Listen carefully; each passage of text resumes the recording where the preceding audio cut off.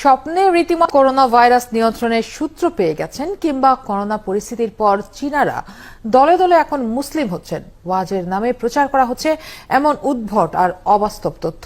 ওয়াজের নামে ব্যবসার প্রসার কিংবা সস্তা জনপ্রিয়তা পেতে এসব উদ্ভট কথাবার্তার প্রচার করা হচ্ছে বলে মনে করছেন ইসলামী চিন্তাবিদরা। তারা বলছেন এরাই বরং ক্ষতি করছে সবচেয়ে বেশি।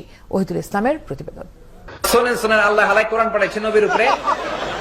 নবী হালাই সাহাবাগণ 25 বছরে বিশ্বনবী বিয়ে করলেন 40 বছরের এক বুড়ি মহিলাকে। আগে 2 বার তালাক খাইছে। ইনট্যাক্ট মহিলা, তাও তো না, ভার্জিন না। আর বিশ্বনবীর তো তেমন কোনো উপার্জনই ছিল না। মা খাদিজার উপার্জন দিয়ে বিশ্বনবী চলেছেন। কানের মধ্যে বল্টু দিয়া যাকে কয় যাকা দিল কান্না তার সোবাসে ময়নাই আমার বাজিলো রে। হিন্দি গানের সুর নকল করে ওয়াজ মাহফিলে গান গাইছেন কথিত বিশিষ্ট আলেম। ফাঁকি দিলি শুধু জনগণকে, আল্লাহর দরবারে বরখাস্ত হয় পাপ করিবার হস্ত হস্ত। এই হুজুর নাকি স্বপ্নে করোনা ভাইরাস নিয়ন্ত্রণের সূত্র পেয়েছেন। করোনা ভাইরাস উত্তর দিল 1.q 7 + 6 = 13। একই হুজুর আরেক ওয়াজে পৃথিবীর অষ্টম মহাদেশ হদিস পাবার দাবি করেছেন। আইনস্টাইন গ্যালিলিওর মতো মহাবিজ্ঞানীদের তিনি তুচ্ছ তাচ্ছিল্য করেছেন। 7 মহাদেশের সাথে আরেকটা মহাদেশ আছে, অ্যান্টার্কটিক মহাদেশ। এটা পৃথিবীর 12 রাষ্ট্র মিলে লুকিয়ে রেখেছে।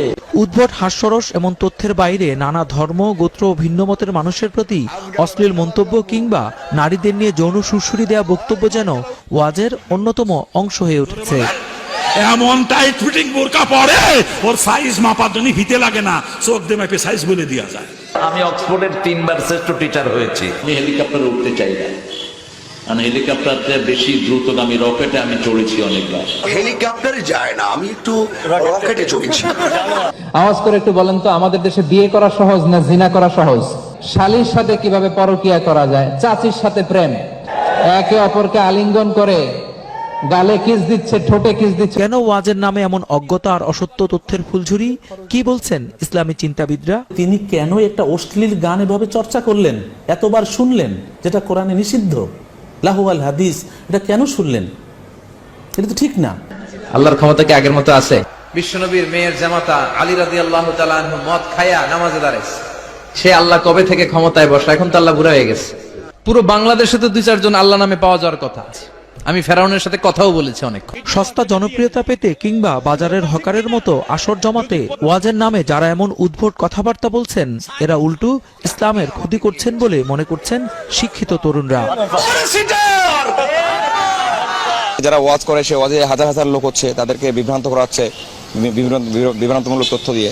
যে কথাগুলো শুনলে সাময়িকভাবে মানুষ এক ধরনের উত্তেজনা অনুভব করে, সেই ধরনের উত্তেজনার তৈরি করার জন্যে এই ধরনের কথাগুলো আসলে আমরা শুনি। কি স্লোগানগুলো দেয় এসব আমরা জানি, চা দিব, এইসব তো আসলে কোনো কথা না, ইসলামের সাথে যায় না। ইসলামী চিন্তাবিদরা বলেছেন ওয়াজ এখন যতটা না ধর্মের উপলক্ষ, তার চেয়ে বেশি মৌসুমী ব্যবসায় পরিণত হয়েছে। ব্যাপক জ্ঞানের একটু অভাব পরিলক্ষিত হয় বলেই এই ধরনের কথাগুলি তারা বলেন। ওয়াজ করার জন্য জানতে হবে যে কোন কাজটার জন্য মানুষকে উদ্বুদ্ধ করবেন। ইসলাম সম্পর্কে পরিপূর্ণ জ্ঞান অর্জন করেছেন এমন আলেমদেরই ওয়াজের জন্য নির্বাচন করার পরামর্শ দিচ্ছেন তারা। আপনি ভালো করে বক্তব্য দেন। ওহিদুল ইসলাম, 71, ঢাকা।